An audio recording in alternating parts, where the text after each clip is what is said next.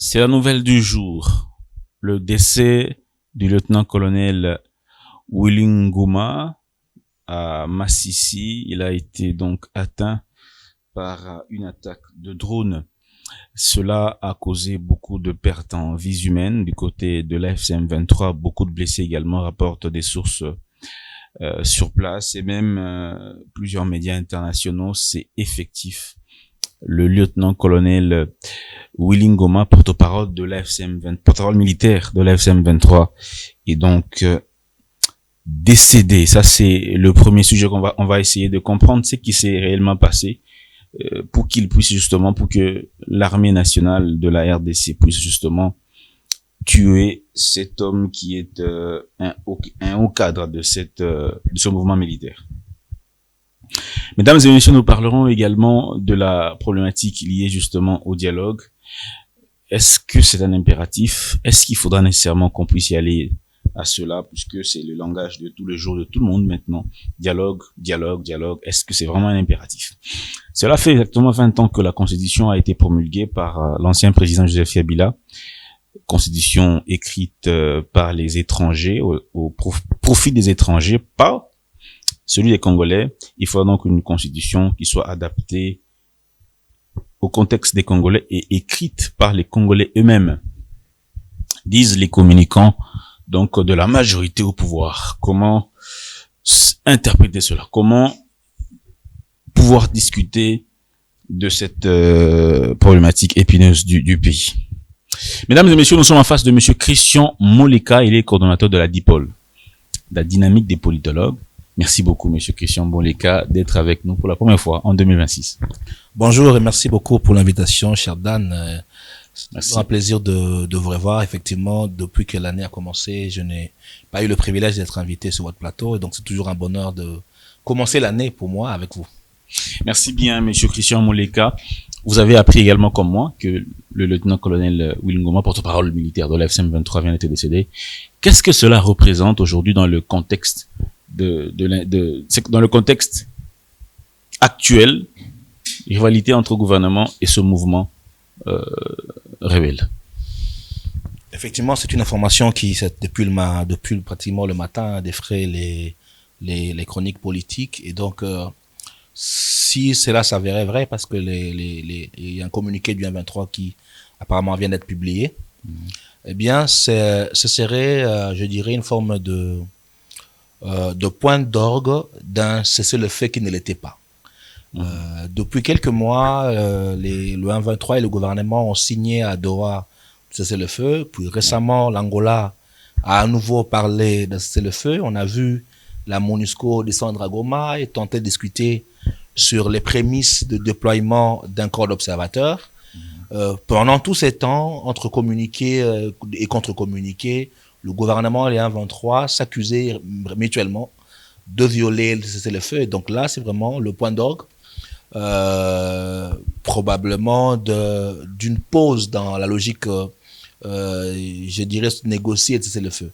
Parce que autant pour les FARDC, c'est une forme de victoire stratégique, parce que derrière cette opération, ça suppose qu'il y a eu un travail en amont d'information, d'identification des itinéraires et des déplacements des officiels, une stratégie plus ou moins, je dirais, close, parce que pour atteindre des cibles comme ça, ça veut dire que les enfants n'ont pas fuité et qu'il y a eu une opération menée de manière très discrète et secrète pour pouvoir toucher la cible. C'était seulement également une stratégie beaucoup employée par l'État israélien vis-à-vis des Hamas, décapiter les organisations en coupant les têtes et déstabiliser à la fois psychologiquement que les chaînes de commandement. Ça veut dire qu'il y a une vraie évolution dans la façon de faire la guerre, qui ne sera plus forcément au niveau des infanteries et au niveau des infanteries de terrain, mais une stratégie de frapper derrière les lignes et d'éliminer les chaînes de commandement. Cette stratégie avait été tentée à un moment donné au début de la guerre, mais les drones avaient été abattus. Et donc, ça veut dire que d'un point de vue stratégique, opératif, l'armée congolaise a au nouveau cette capacité aérienne, cette souveraineté aérienne, pour frapper à partir des drones probablement positionnés loin des systèmes anti-aériens, des batteries antiaériennes et de frapper derrière les lignes des fronts. Donc, ça c'est déjà l'élément important. Deuxième conséquence, c'est quelle sera l'attitude du M23. Depuis le retrait d'Ovira, ils étaient dans une forme d'approche défensive. Ils n'attaquaient presque pas comme ils le faisaient avant Ovira et semblaient tacitement s'aligner sur un cessez-le-feu, même s'il y avait des points de combat, notamment autour du point zéro, autour du plateau de Minembwe ou encore dans le Massissi. Est-ce que la mort de l'assassinat de Willy Ngoma va orienter le M23 vers une rupture de cessez-le-feu officielle et une reprise de combat? Et donc, ce serait alors plus ou moins la pause, la trêve diplomatique et le retour des hostilités. Là encore, il faudra voir quelle sera la réaction de la communauté internationale qui appelle à des approches négociées. Quelle sera la position du Qatar? Quelle sera la position des États-Unis? Dans les jours à venir, certainement qu'ils vont se prononcer. À ce stade, il y a une forme de silence qui n'est des différentes parties. Et donc, ça peut être un point de bascule sur une reprise des combats, une suspension des approches diplomatiques, mais ça peut être aussi, si pression il y a, un camouflet un camouflet une défaite stratégique pour le M23. Donc, la mort de Willy Ngoma, l'assassinat de Willy Ngoma, prouve-t-il à suffisance que les FARDC sont montés en puissance? Ils ont acquis de la maturité pendant toutes ces périodes de combat. Bon, je vois que c'est quand même l'expression que les partis n'ont pas à ce stade mis sous sourdine la logique militaire. Que cette logique demeure, que les FARDC, depuis la reprise de 0, sont, je peux dire, en position dominante sur le terrain. La reprise de point 0, puis on a vu des incursions vers Ubaya, dans les Massissi, et donc il y a une forme de logique dominante du côté FARDC. Et après, comme je l'ai dit, ça prouve aussi que d'un point de vue de souveraineté aérienne, les FARDC ont pris stratégiquement de l'ascendant, parce que les drones ne pouvaient pas survoler les zones des 1-23, parce qu'il y avait des systèmes de défense antiaériens qui étaient déployés, notamment par le Rwanda, pour abattre des drones. Et on a eu dans les passés à perdre des drones. Si aujourd'hui, stratégiquement, les drones peuvent frapper sans être menacés par les systèmes antiaériens, ça veut dire soit nous avons des drones les FARDC ont des drones plus sophistiqués, capables de frapper de très loin, soit alors ils ont su contourner les fameux systèmes aériens de défense déployés derrière la rébellion. Dans tous les cas, c'est à la fois un ascendant aérien qu'un ascendant sur le terrain dans les zones d'opération pour l'instant. D'accord, mais du point de vue des conséquences, la balance penche plus de quel côté? Vous pensez qu'elle penche plus du côté de l'intensification des combats ou d'un arrêt total de combat? Je crois que ça dépendra à la fois de la pression des partenaires et médiateurs, notamment le Qatar et Washington. Du côté 1-23, ils voudront bien communiquer une forme de reprise des combats pour ne pas subir les camouflets. Ils voudront bien répondre les combats, tout du moins amorcer une forme de contre-offensive qui soit plus ou moins punitive vis-à-vis des FARDC. Maintenant, tout dépendra, de mon point de vue, de la position des médiateurs. Si les médiateurs font suffisamment pression pour éviter que derrière il y ait de l'escalade, alors il n'y aura pas d'offensive forte. Sinon, on peut avoir un mouvement qui va muscler son discours, qui pourra radicaliser son discours, et si il n'y a pas une pression des médiateurs qui voudront sur le terrain reprendre une forme de vengeance militaire à travers une contre-offensive. Et là, si les FARDC sont à même de contenir l'offensive, soit il y aura statu quo, soit il y aura une domination ou un rapport de force qui va s'établir sous l'effet d'armes. Est-ce que les responsables aujourd'hui de l'AFC M23, les responsables militaires tout comme politiques, sont-ils, on va dire, leur vie est-elle menacée? Parce qu'on a vu un haut cadre être tué dans ces conditions-là. Est-ce que les autres peuvent s'inquiéter également de leur vie? La question, est-ce que c'est une stratégie systématique que Kinshasa va développer?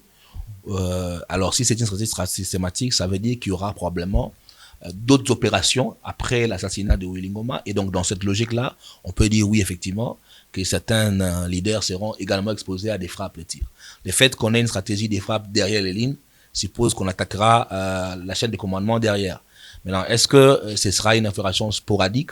Est-ce que les médias, la pression internationale va s'appliquer également du côté congolais pour respecter le cessez-le-feu? Là, on n'aura pas une forme de continuation de la stratégie. Tout dépend, comme je l'ai dit, soit de la stratégie développée par Kinshasa, soit de la pression des partenaires qui pourront appeler chaque partie à la désescalade. Du point de vue diplomatique, les deux parties étaient à Doha en négociation. C'est vrai que c'était plus ou moins au point mort. Est-ce que la mort de CO4 a-t-il une incidence sur la poursuite des négociations? Très probablement, parce que nous sommes dans une phase où les mécanismes de surveillance se mettaient en œuvre, c'est le feu. Comme je l'ai rappelé, la MONUSCO était récemment à Goma. Aujourd'hui matin, la MONUSCO a publié un communiqué comme quoi des éléments de suivi se mettaient en œuvre autour d'Ouvira, commencer à plus ou moins explorer l'implémentation du mécanisme. Ça veut dire que ça peut entamer sérieusement les développements ou le déploiement d'un mécanisme de suivi si on a un retour de combat. Deuxièmement, ça peut avoir de l'incidence sur le processus de Doha. Kinshasa et le 1-23 ont signé le 4 février des termes de référence d'un cessez-le-feu, d'un mécanisme de suivi de cessez-le-feu. Et donc, il est très probable que si l'escalade reprenait le dessus, que ce processus s'arrête en chemin. Je rappelle quand même que sur les 8 protocoles à adopter à Doha, à peine 2 ont été adoptés. Il restait 6 protocoles à adopter et donc des négociations qui devraient continuer. Est-ce que cette évolution va en quelque sorte enterrer Doha? Ça, on verra dans les jours à venir si Doha aura encore une vie longue ou peut-être que ce sera une simple trêve diplomatique ou peut-être l'échec ou la fin d'un processus. Alors, mais si les combats reprenaient de plus belle, la crainte serait laquelle? Jusque-là. La crainte d'un point de vue de Kinshasa. Du point de vue Kinshasa ou même du point de vue... L'avantage stratégique, c'est que le retrait d'Ouvira certainement a permis aux FARDC de se réorganiser stratégiquement. Est-ce que en cas de contre-offensive du 1-23, les FARDC garderont l'ascendance qu'ils ont sur le terrain? C'est ça la simple. Oui. Je crois que c'est la question qui n'a pas de réponse. Est-ce que la réorganisation actuelle constatée permettra de contrer une contre-offensive et d'imposer un rapport de force favorable aux FARDC? Ou est-ce que nous revivrons les scénarios de décembre avec la chute d'Ouvira, de Kalundou, ce qui pourrait ouvrir des perspectives plus négatives d'un point de vue des FARDC. Donc tout dépend du rapport des forces qui pourrait s'instaurer si, par exemple, le combat reprenait.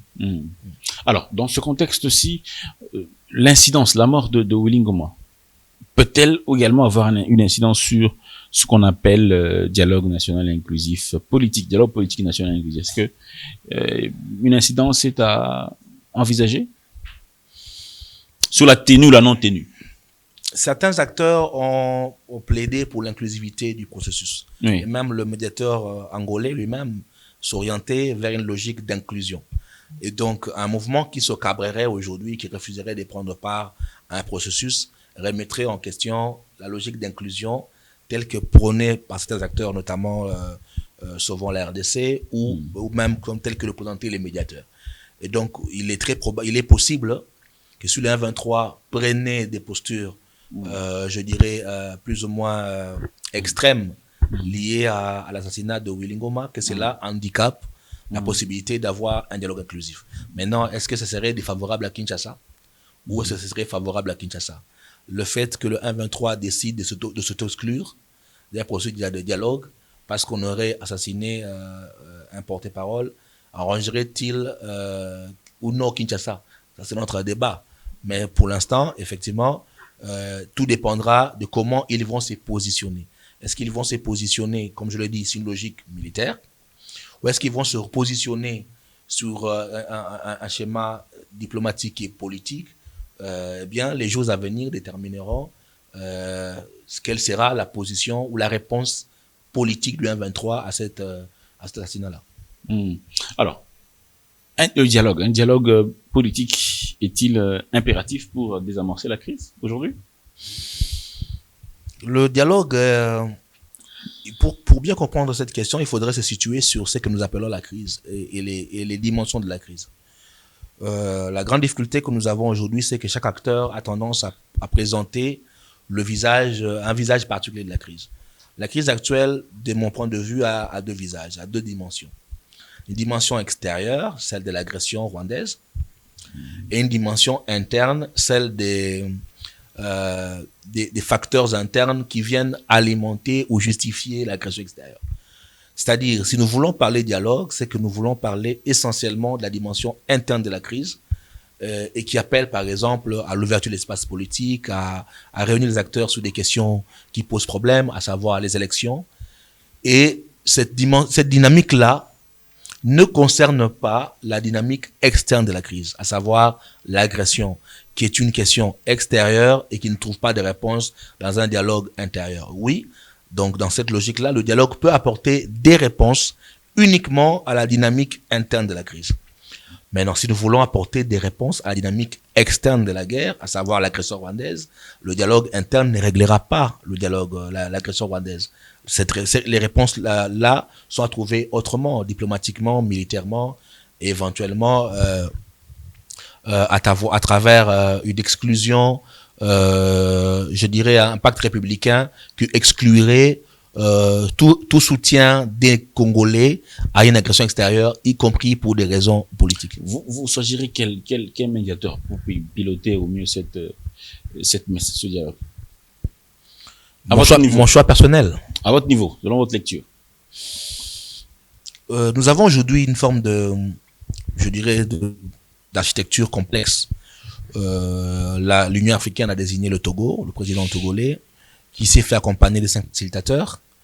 Vous avez l'Angola qui a initié un processus de manière assez, au début unilatérale, puis s'est rapproché du Togo pour aller vers cette harmonisation qu'ils ont fait en début d'année.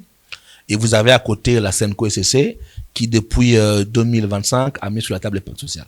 Et donc je peux dire qu'à ce stade, 3 pôles de médiation. Alors quelle est la meilleure médiation? C'est une question très difficile parce que autant la SENCO-SCC ont été les premiers à mettre sur la table un processus, autant il y a une vraie méfiance entre le gouvernement et la SENCO. Autant le Togo a été initié, désigné par l'Union africaine, autant le Togo est un acteur lointain sur la question régionale et peut-être n'a pas les leviers de pression sur les pays de la sous-région. Autant l'Angola reste un État puissant de la sous-région et donc il y a un certain levier intérêt économique. Autant l'Angola a besoin d'une légitimité parce que pour engager une négociation, il faudrait également une légitimité. Et donc chaque médiateur a l'avantage d'avoir un profil et de manquer un autre. Autant le Togo a la légitimité de l'Union africaine, il lui manque le poids politique. L'Angola a le poids politique, mais n'a pas la couverture juridique de l'Union africaine. Et donc, pour moi, la meilleure médiation à ce stade, ce serait une architecture complémentaire, à savoir Togo, Angola, SCC-SENCO. Parce que chacun pourrait apporter ce que l'autre n'a pas, à savoir une compréhension de la crise interne, une légitimité de l'Union africaine et un poids géopolitique important. Maintenant, ça dépendra de la répartition des tâches qui sera faite à l'intérieur pour que chaque médiateur puisse avoir un levier particulier et qu'il n'y ait pas de chevauchement. Et après, il y a un vrai défi à créer une convergence sur les médiateurs. L'opposition voudrait la SENCO, le gouvernement n'en voudrait pas. Le gouvernement peut-être voudrait de l'Angola. L'opposition a produit une tribune à travers Claudel Loubaya, notamment le camp Sauvons l'RDC, qui a quelque peu récusé l'Angola. Et donc, comme je le dis, chaque parti a une facette de la solution. Peut-être que la meilleure solution, ce serait un agencement où chacun jouerait un rôle particulier. Il y a peut-être une autre forme de médiation que vous n'avez pas peut-être citée, c'est celle menée aujourd'hui par Dodo Kamba, le conseil interreligieux. Quel est votre regard par rapport à son initiative qui propose d'abord l'instauration de la commission vérité et réconciliation avant tout dialogue? Il y avait une dynamique qui a commencé en interne avec les mouvements religieux, notamment des églises des réveils. On peut également citer l'initiative de Jibaya Mapia, qui avait également commencé à consulter. Le défi pour ces initiatives, c'est d'avoir, je dirais, une légitimité internationale. Autant la Senco a travaillé à travers des balais diplomatiques pour donner une forme de soutien international à sa démarche, autant à ce jour la dynamique portée par le pasteur Dodo Kamba ou le Jimaya Papia ne bénéficie pas encore d'un soutien au niveau international. Et je crois peut-être que c'est ça le défi. C'est tellement en interne qu'ils sont en train de renforcer des contacts pour essayer d'élargir le consensus, mais il y a également ce niveau-là qu'il faudrait peut-être travailler. Maintenant, qu'est-ce que je pense d'une commission vérité et réconciliation avant le dialogue? L'initiative de mettre en place une commission vérité et réconciliation n'est pas nouvelle. On l'a fait en 2003. Lorsqu'on est allé à Sun City, parmi les institutions d'appui à la démocratie qu'on a créées à l'époque, il y avait la Haute Autorité des médias, le HAM, et il y avait une commission vérité et réconciliation un peu au modèle sud-africain. Mais cette commission n'a pas fonctionné.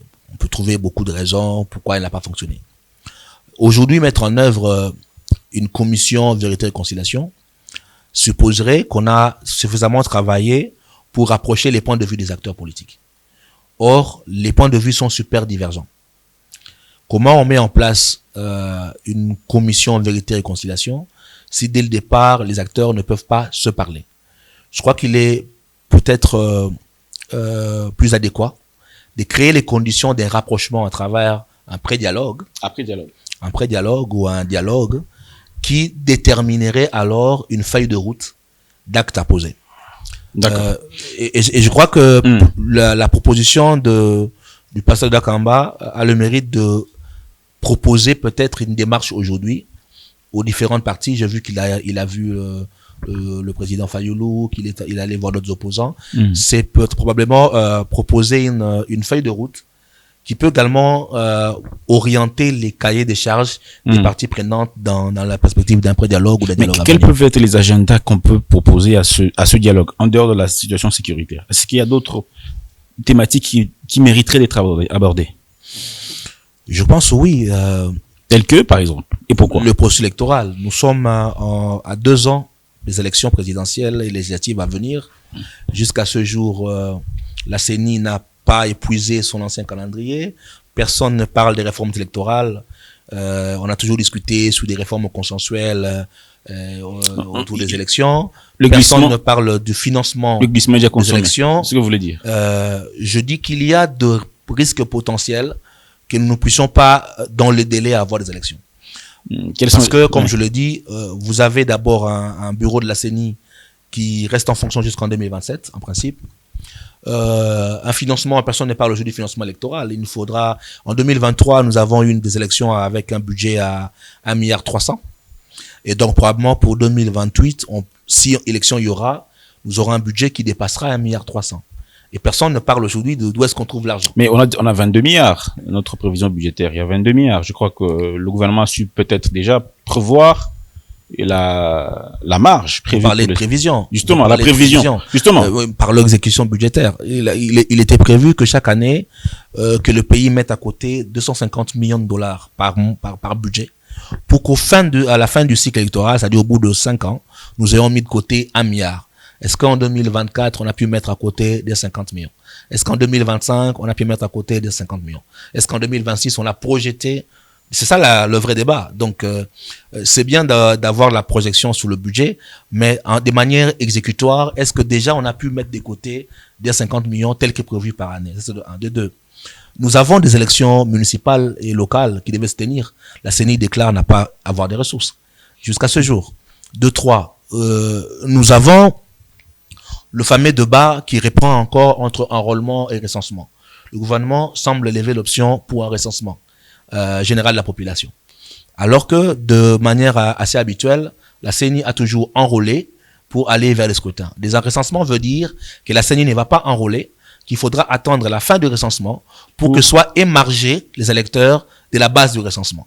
Ça veut dire que les élections dépendront en partie du travail qui sera fait par l'ONIP et le ministère de l'Intérieur. À ce jour, le gouvernement en a parlé en Conseil des ministres, mais de manière matérielle, il n'y a pas des actes concrets qui nous sommes en train d'aller vers ce recensement-là. Et donc, il y a ces questions-là qu'il faut mettre sur la table. Je ne parle même pas... Vous voyez, quelle est la cause? Pourquoi est-ce que nous n'allons pas... Pourquoi est-ce que les actions ne sont pas posées? Pourquoi est-ce qu'il n'y a pas, d'engagement ferme? Bon, peut-être qu'il y a beaucoup de questions. L'ancien ministre de l'Intérieur avait lancé un processus d'identification. Vous allez vous rappeler que le président est allé prendre, justement, qui n'a jamais été est allé prendre la première carte, puis après il n'y a plus rien, et il y a un problème de management. On a même parlé à un moment donné des possibles détournements financiers, et le projet s'est arrêté. Et donc c'est ça aussi le problème, c'est que après il y a eu les questions sécuritaires qui ont pris les dessus, 2024 avec la reprise des combats, puis 2025, et la priorité a été faire la guerre, la défense, ainsi de suite. Et donc dans ces contextes-là, ces questions-là ont peut-être été repris, ont perdu leur primaire sur la scène publique. Il y a un autre facteur qu'on n'ajoute pas, c'est qu'aujourd'hui, nous avons 14 millions de déplacés internes. Nous avons une rébellion qui occupe autant de territoires dans le nord et le sud Kivu. De grandes villes comme Goma et Bukavu. Donc, quand vous parlez élections, il faut tenir compte de ce fait-là. Comment on va aller dans les élections avec des zones aussi occupées? Est-ce que d'ici 2028, l'autorité de l'État sera restaurée dans ces zones-là? Qu'est-ce qu'on fait des 14 millions de Congolais qui sont en train de se déplacer à l'interne? Aujourd'hui, on parle des 14 millions de Congolais qui ont accès à l'humanitaire. 7 millions déplacés internes plutôt, 14 millions de Congolais qui ont besoin d'accès à l'humanitaire. Je rappelle quand même qu'en 2023, sur le 40 millions de Congolais qui avaient été enrôlés, c'est plus ou moins 15 millions de Congolais qui ont voté. C'est-à-dire sur les 40 millions. On était pratiquement à 50%. À peine 15 millions de Congolais qui ont voté, et le président a été voté par 7 millions et demi de voix des Congolais pour faire 100 millions de Congolais. Voilà. Oui. Donc c'est pour vous dire que il y a un vrai défi sur les placés internes qui devront également demain voter. Ça aura de l'incidence à la fois sur l'enrôlement, l'incidence sur le recensement, si on veut faire des élections locales, qui sont des élections de proximité. Parce que les gens qui s'enrôlent au niveau local votent dans leur chefferie, votent dans leur secteur. Donc il y a énormément de défis qui demandent que le Congolais puisse se parler, notamment sur le processus électoral, qu'il puisse se parler et élever des options. Si cela ne suffisait pas, il y a encore cette question du bureau Kadima. Ce bureau va-t-il rester jusqu'en 2027? Ça veut dire que si le bureau restera jusqu'en 2027, le nouveau bureau qui viendra ne viendra qu'entériner en principe ce que ce bureau a mis en œuvre.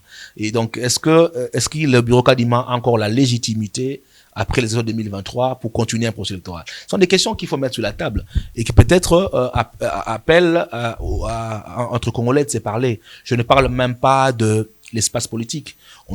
Pour aller aux élections, il faut un minimum d'ouverture politique à l'intérieur, c'est-à-dire il y a des partis politiques qui sont fermés, il y a des acteurs de l'opposition qui sont à l'extérieur du pays. Comment on fait pour ramener un minimum d'inclusion politique et aller vers un processus qui soit inclusif? Je rappelle quand même que lorsqu'on parlait d'élections, lorsqu'on parlait de la CENI à un moment donné, on parlait de la commission électorale indépendante, nationale indépendante, mais on parlait tout le temps des élections crédibles, transparentes et inclusives. Et donc un processus électoral qui n'est pas inclusif pose les germes de frustration et de contestation plus tard. Alors, en 2015, le pouvoir en place, les institutions en place, notamment, on va particulièrement parler de la Cour constitutionnelle qui avait été saisie pour justement interpréter l'article 70 de la Constitution, parce que le gouvernement disait qu'il n'a pas des moyens pour pouvoir organiser les élections dans les délais. Et il y a même un arrêt de la Cour qui était sujet à polémique. C'est cet arrêt qui donnait la possibilité au chef de l'État de continuer jusqu'à ce qu'il y ait des élections. Alors, ce scénario peut-il se répéter? Vraisemblablement, oui, même si, comme vous l'avez rappelé, l'interprétation restait à polémique. Parce que ce dispositif-là, l'article 70, n'a pas été élaboré pour justifier la non-élection. Elle a été élaborée dans le contexte où il faut respecter les élections. Oui. Et avant l'entrée en fonction du prochain président, vous avez l'ancien qui demeure. Ce n'est pas dans un contexte où il n'y a pas de scrutin, où on n'organise pas les élections, par exemple pendant 2, 3, 4 ans, et celui qui en fonction demeure à ce sujet-là, la Constitution reste muette. C'est d'ailleurs pour ça qu'il y avait à l'époque déjà cette polémique portée par l'UDPS pour contester l'approche proposée par l'arrêt de la Cour constitutionnelle qui légitimait au fait un glissement d'un mandat présidentiel. Cette polémique va certainement réapparaître. C'est une violation de la Constitution. Cette polémique va certainement réapparaître parce qu'autant on l'avait contesté en 2015, autant pour les mêmes arguments, on les contestera en 2028. Seulement, c'est très probable que la même démarche soit appliquée parce que malheureusement au Congo ou heureusement au Congo, les pratiques politiques ne se renouvellent pas. Ce sont les mêmes pratiques que l'on réchauffe et qui reviennent tout le temps. Ce sont les mêmes pratiques qui réchauffent et qui reviennent tout le temps. Voyez-vous le président Tshisekedi, je veux dire, organiser les élections et puis auquel il même n'y prend pas part. C'est-à-dire que comme son prédécesseur l'avait fait en 2028, il organise les élections et puis désigne un dauphin. Est-ce que vous voyez ce scénario-là possible? J'ai pas des boules de cristal, mais en tant qu'analyste, je peux constater que nous sommes pratiquement à 2 ans de son mandat, de la fin de son mandat. Il a commencé le mandat en lançant un débat sur la réforme constitutionnelle ou le changement constitutionnel, puisque toujours une forme d'ambiguïté sous la démarche. Est-ce qu'on parle changement, on parle réforme? Certains disent changement, d'autres disent réforme. Et donc, son propre sort politique n'est pas encore scellé. Parce que, apparemment, il y a encore de velléités pour changer la Constitution. Et donc, à ce stade, ce serait prématuré de dire s'il partira ou non, tant que son propre sort politique n'est pas scellé. Vous n'êtes pas conscient. Mais d'un point de vue constitutionnel, il est à son dernier mandat et donc on ne devait même pas supputer, dans une démocratie, on ne devait même pas supputer, parce que constitutionnellement, son sort, il est scellé. Après, c'est le débat qu'on fait, le débat politique. C'est à savoir, est-ce que le président respectera les termes de la Constitution? Est-ce qu'il travaillera à changer la Constitution, ce qui lui offrirait une possibilité de rempiler? C'est un débat d'intention et je ne me veux pas aventurer dans ces débats d'intention. Un débat d'intention, oui, mais le débat est là, c'est celui justement du changement de la Constitution 20 ans après.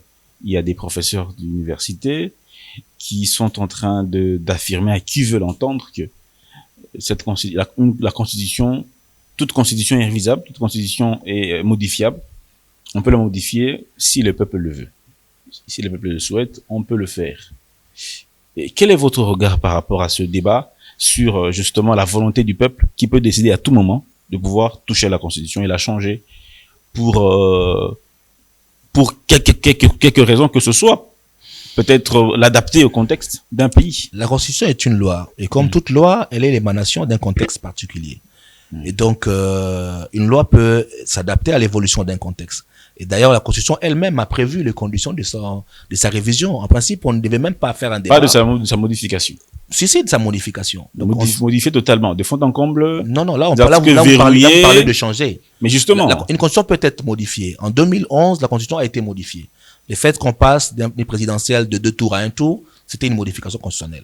Le fait qu'on ait permis par exemple, aux députés qui avaient perdu son mandat de pouvoir revenir, c'était également... il y a des dispositions, je crois 8 articles qui ont été changés en 2011.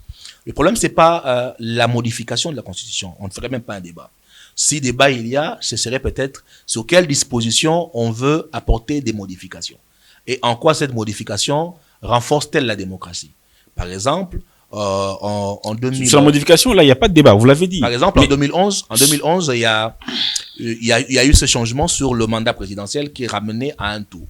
Est-ce que nous avons, dans un pays comme le Congo, nous avons besoin d'un président avec une légitimité faible ou est-ce que nous voulons un président avec une légitimité forte?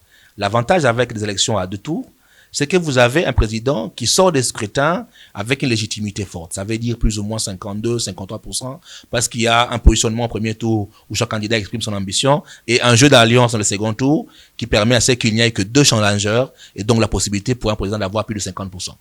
Et donc, quand vous avez un président qui sort avec une grande légitimité, dans un scrutin à 2 tours, ça lui permet de prendre des mesures fortes, impopulaires, parce qu'il est porteur de légitimité.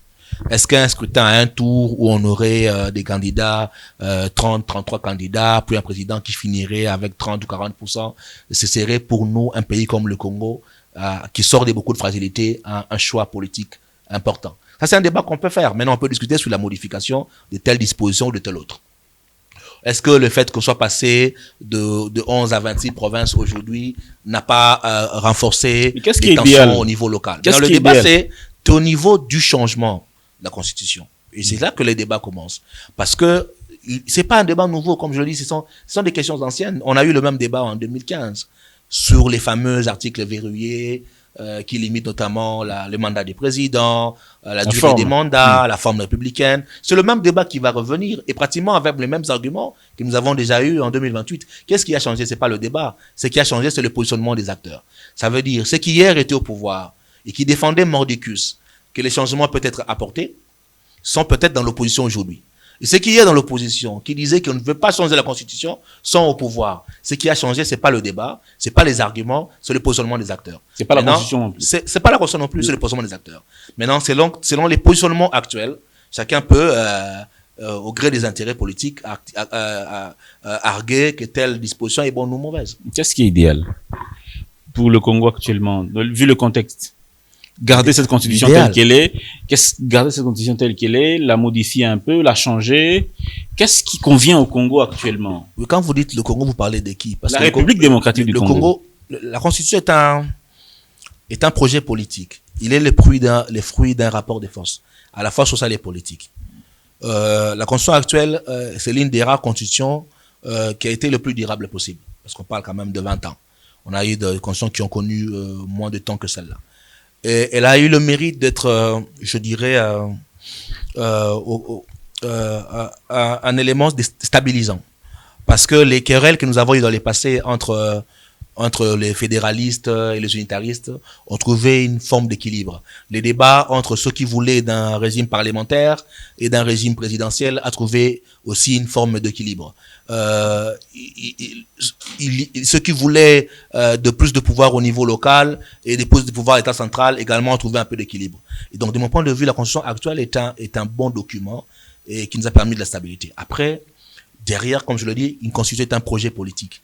Et ce qui est sur la table aujourd'hui, c'est le jeu politique des acteurs qui pourra orienter le choix vers le maintien ou non de la Constitution, parce que comme toute Constitution, elle régule le jeu de pouvoir, elle régule les ambitions des acteurs. Votre lecture sur l'article, le chiffre m'échappe. Ça va venir. L'article qui parle de cession de la souveraineté au nom de l'unité, pour l'unité africaine. Pour certains communicants du pouvoir, cet article consacre la balkanisation. Parce que on ne peut pas céder une partie de la souveraineté pour réaliser l'unité africaine. Quelle est votre lecture par rapport à cela? Était un piège pour ceux qui ont conçu cette constitution dans le but d'avoir une mainmise sur le Congo, selon certains. Bon, il y a dans la pratique constitutionnelle, il y a des dispositions que je peux dire des dispositions standards qu'on retrouve dans beaucoup de pays. Par exemple, vous prenez les droits civils et politiques, la liberté d'expression, le droit à l'information, la protection de la correspondance, le droit à être défendu par un avocat, sont pratiquement des dispositions universelles. La question autour de la cession, à ma connaissance, est une disposition que l'on retrouve dans beaucoup de pays africains également. Et le Congo a reproduit une disposition que beaucoup de pays africains ont également reproduit. Maintenant, le débat, c'est de quoi nous sommes en train de parler lorsqu'on dit cession de la souveraineté. Est-ce que la cession de la souveraineté veut dire cession de la terre? Lorsque le Congo décide d'accéder à l'EAC, ça veut dire que nous avons accepté de céder une partie de notre souveraineté pour obéir aux dispositions de cette organisation supranationale. C'est ça la cession de la souveraineté. Lorsque le Congo décide d'adhérer à la zone de libre-échange continentale, le ZLECAf, ça veut dire que nous avons accepté de céder une partie de notre souveraineté. Parce que la ZLECAf, par exemple, la zone de libre-échange, dit qu'il n'y aura plus de barrières douanières entre pays africains. Et donc, le Congo cédera cette souveraineté-là d'imposer de barrières douanières. Le problème, c'est de quoi nous sommes en train de discuter.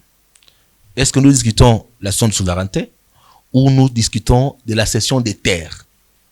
Le débat et la crainte qui a toujours animé les Congolais, c'est la crainte sur la cession de la terre qui puisse justifier une balkanisation. La balkanisation. Effectivement. Du Je pays. pense qu'un débat sur le de souveraineté est un autre débat qui n'a rien à voir avec... La rhétorique reste la ce sont de la même, terre. que ce soit l'ancien président, vis-à-vis de l'ancien président, Joseph Kabila et même ses prédécesseurs, ou même vis-à-vis de l'actuel président Félix Tshisekedi. On parle de son entourage.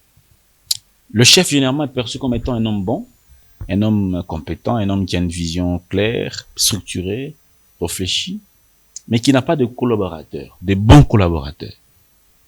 Est-ce que c'est vraiment le cas pour la gouvernance actuelle, tout comme celle de l'ancien président? Je peux dire à la fois oui et non. Oui, parce que au-delà des personnes, il y a un système politique qui existe. Et quand il y a une forme d'interaction entre, en sciences politiques on dit l'acteur et les systèmes, le système peut vous inhiber. Vous pouvez être animé, nous sommes dans une chaîne de télé, vous pouvez animer des bonnes volontés pour changer, admettons KMC, vous trouverez un système établi qui peut servir de contrepoids ou de pesanteur à vos volontés réformistes. À un moment donné, le système peut vous bloquer. Donc de ce point de vue-là, oui, il y a un système politique, une pratique politique institutionnelle qui ne favorise pas les réformes dans notre pays. De l'autre côté, non, parce que les collaborateurs, notamment les plus proches, sont des choix du leadership. Et donc, si on questionne les collaborateurs, il faut questionner qui a choisi les collaborateurs. Parce que, d'un côté, il y a une part de la responsabilité de celui qui choisit les collaborateurs, et de l'autre, il y a une part d'un système qui peut servir de pesanteur aux ambitions du leader. Pourquoi je dis oui et non à la fois? Oui et non à la fois. On va finir, Monsieur Christian Moleka. On termine une dernière question carrément pour finir. Si vous devriez aujourd'hui prédiguer un conseil dans la gouvernance à l'actuel président, qu'est-ce que vous pourriez lui suggérer? Vu la manière dont il tentait de gérer le pays depuis qu'il est là. C'est une question vaste, hein. Qu'est-ce que je pourrais lui dire? Le président est volontariste, il a fait preuve de beaucoup de volonté pour certaines réformes. On l'a vu notamment avec la loi de programmation militaire, on l'a vu avec le PDL 143, qui sont 145 territoires plutôt, qui sont des projets très volontaristes. Le vrai défi, c'est l'impunité. Moi, je me rappelle, lorsque le président a été élu en 2018, j'étais à Gombe. Le jour de son serment, moi j'étais vers le rond-point des évolués. J'ai vu deux militants habillés en blanc avec des gants en blanc et qui disaient il avait les mains propres. C'est peut-être que les années sont passées et les gens ont oublié. Mais en 2018, lorsque le président allait prêter serment, les militants qui en cortège l'accompagnaient s'étaient habillés en blanc. Ils avaient des gants blancs. Ils disaient qu'il avait les mains propres. À Boma Batouté, à Ibaté, il a les mains propres. Et je crois que l'un des grands défis pour le président, ce serait la lutte contre l'impunité. Il avait commencé par des signes forts, créer la PLC, l'Agence pour la lutte contre la corruption. Mais durant son mandat, il y a eu énormément de dossiers autour des détournements de deniers publics. Il a redonné une forme de vie à l'IGF, ce qui auparavant ne l'était pas. Là encore, on a vu une volonté de vouloir assainir la gouvernance, mais après, les questions de détournement, d'impunité sont restées. Et donc, si conseil je lui donnerais, c'est l'impunité, de lutter contre l'impunité et d'essayer d'améliorer la gouvernance de ces questions-là. Et peut-être un autre conseil, c'est que l'histoire ne retient que le chef. L'histoire ne retient pas les collaborateurs. Lorsqu'on parle de Mobutu, on parle moins de ses collaborateurs. Et je pense même pas qu'aujourd'hui encore, il y a encore des collaborateurs de Mobutu qui continuent à travailler. L'histoire jugera M. Félix Tshisekedi et pas les collaborateurs. Et donc, il a un rendez-vous vis-à-vis de l'histoire, personnel vis-à-vis de l'histoire. Et c'est pas ses collaborateurs qui seront jugés par l'histoire, autant que lui. Et donc, à un moment donné, lorsqu'on a eu le privilège historique d'être face à son histoire, le chef doit être un solitaire, un homme seul, un homme qui ne dépend pas forcément de jeux d'alliance, qu'il soit de la partisanerie, qu'il soit des personnes proches de lui, parce que je finirai peut-être par là, comme dans Game of Thrones, il n'y a qu'une seule place dans le trône, sous le trône, c'est pour le chef, et il est seul devant. Merci beaucoup, monsieur Christian Mouleka. Vous êtes coordonnateur de la dynamique de politologue d'IPOL. Merci beaucoup de votre temps. C'est moi qui vous remercie pour l'opportunité. Je vous remercie. J'espère que ce ne sera pas la dernière fois. On va vous recevoir de temps en temps ici chez nous. KMC Télévision, merci beaucoup et merci également à l'équipe. Merci à vous tous qui nous suivez. Cette émission est complètement terminée. Portez-vous bien. Nous vous disons excellente soirée chez vous.